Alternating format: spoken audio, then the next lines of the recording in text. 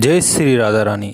श्री कृष्ण के बाएं अंग से प्रकट हुई राधा कुछ क्रोधित हुई। वो बोली, गोलोकेश्वर, तुमने गोलोक की मर्यादा भंग की है। नेत्रों में आंसू भरकर रोष कंपित कंठ से श्री राधा रानी ने गोलोक बिहारी से कसे।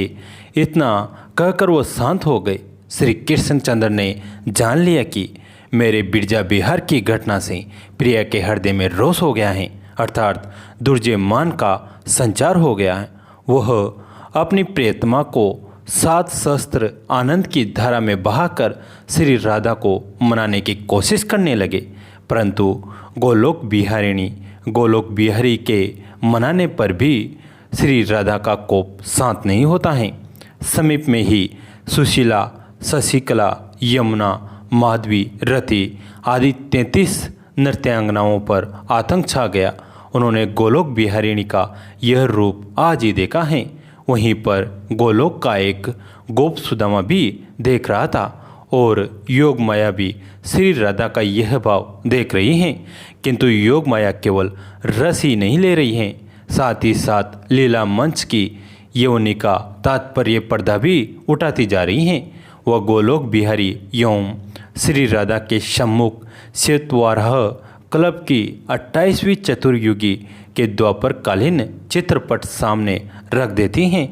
उसी पट में असुरों के भार से धारा का पीड़ित होना, ब्रह्मा को अपनी करुण कहानी सुनाना, ब्रह्मा तथा देवताओं के पुरुषोत्तम से धारा भार हरण की प्रार्थना करना और श्री कृष्ण का स्वयं अवतीर्ण होने का वचन देना, श्री राधा का भारतवर्ष में प्रकट होना, इस प्रकार प्रकट लीला का पूरा विवरण अंकित था।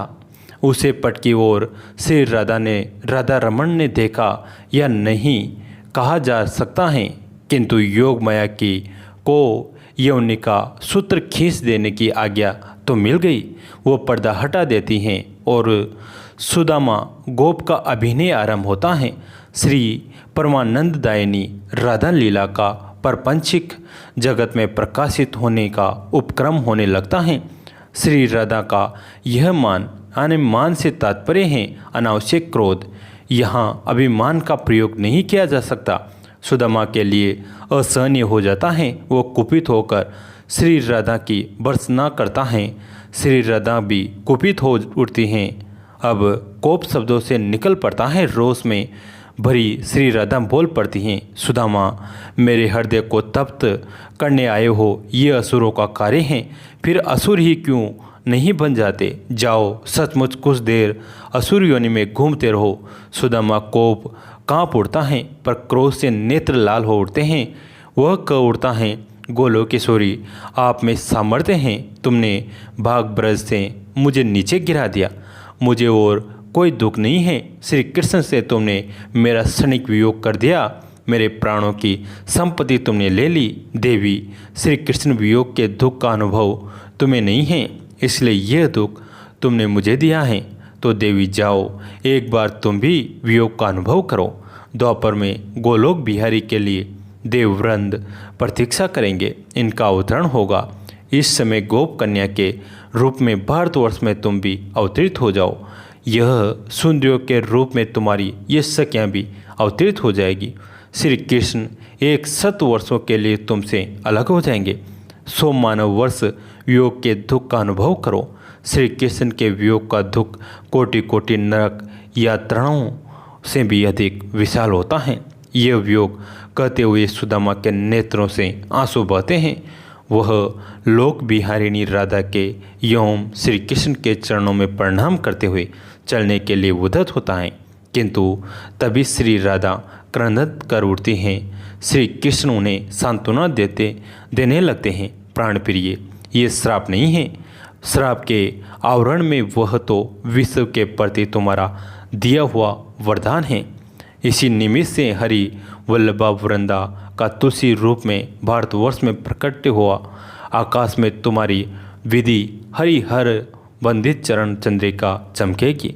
इस भारतवर्ष में मधुर लीला रस की धारा प्रवाहित होगी, जिसमें अवगाहन का प्रपंच लीला अनंत काल तक शीतल होती रहेंगे। सुदामा तो गोलोक का है, वो प्रपंच कीड़ा करके आ जाएगा। तुम्हारा धाम तुम्ही को मिलेगा, तुम व्याकुल मत हो। श्री कृष्ण अपनी प्रिय को हृदय से लगाकर पीताम्बर से नेत्र पोंछने लगते हैं। इस प्रकार और राधा रानी की नित्य राशि की नृत्य निकुंज लीला की प्रस्तावना बनी है। एक बार भगवान शिव तथा पार्वती जी चौसर खेल रहे थे। पार्वती जी ने खेल ही खेल में भगवान शिव की सारी वस्तुएं जीत ली। शिव जी ने जीती हुई वस्तुओं में से केवल गज चर्म वापस मांगा, पर पार्वती ने इस ओर विशेष ध्यान नहीं दिया। क्रोध होकर महादेव जी ने कहा, अब मैं 29 दिन तक तुमसे बोलूँगा नहीं। यह कहकर महादेव जी अन्यत्र चले गए। पार्वती जी भी उन्हें ढूंढती ढूंढती एक घनघोर वन में जा पहुंची। उन्होंने वहां कुछ स्त्रियों को व्रत का पूजन करते देखा। वे स्त्रियां विभुवन संकटी चतुर्थी का व्रत कर रही थी। पार्वती ने भी उन्हें स्त्रियों के अनुसार वह व्रत करना आरंभ किया। उन्होंने अभी एक ही दिन व्रत किया था कि शिव जी उसी स्थान पर प्रकट हो गए। शिव जी ने पार्वती जी से पूछा, तुमने ऐसा क्या विलक्षण उपाय किया जिससे मुझे तुम्हारे प्रति उदासीन का निश्चय भंग हो गया? तब पार्वती ने विभुन संकट चतुर्थी का विधान शिव जी को बता दिया। पुनः शिव जी ने विष्णु ने ब्रह्मा ने इंद्र को तथा इंद्र ने राजा विक्रमादित्य को ये व्रत बताया। राजा विक्रमादित्य ने इसका वर्णन अपनी रानी से किया। रानी ने राजा की बात पर विश्वास तो किया नहीं, उल्टे निंदा की। इस कारण उसे कोढ़ हो गया। राजा ने तत्काल रानी को कहीं अन्यत्र चले जाने का आदेश दिया ताकि उनका राज्य इस भयंकर रोग से बच जाए। रानी ने मल छोड़ दिया। वह ऋषियों के आश्रम में जाकर उनकी सेवा करने लगी। उसकी सेवा से प्रसन्न होकर मुनियों ने बताया कि तुमने गणेश जी का अपमान किया है, इसलिए जब तक तुम गणेश जी का पूजन व्रत नहीं करोगी स्वस्थ नहीं हो पाओगी। उसने गणेश जी का पूजन व्रत आरंभ किया। 1 मास पूरा होते ही रानी स्वस्थ हो गई। रानी वहीं आश्रम में रहने लगी। एक बार पार्वती नंदी पर सवार होकर शिव जी के साथ उस वन से गुजरी। मार्ग में एक दुखी ब्राह्मण को देखकर पार्वती जी ने पूछा, हे ब्राह्मण, तुम किस लिए इतना विलाप कर रहे हो? ब्राह्मण ने उत्तर दिया, यह सब दरिद्रता की ही कृपा का फल है। दयालु पार्वती ने ब्राह्मण को भी विक्रमादित्य के राज्य में चले जाने का आदेश दिया।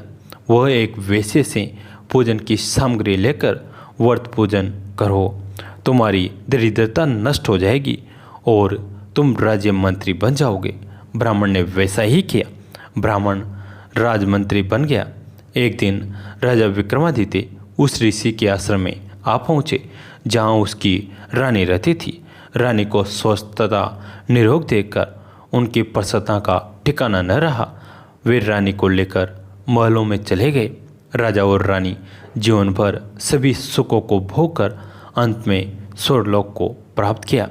कैसी लगी ये कहानी? अगर अच्छी लगे तो लाइक कीजिए, अपने दोस्तों के साथ फैमिली के साथ शेयर कीजिए। अगर आपको धार्मिक कहानियाँ सुनना पसंद है तो हमारे चैनल को सब्सक्राइब कीजिए। धन्यवाद।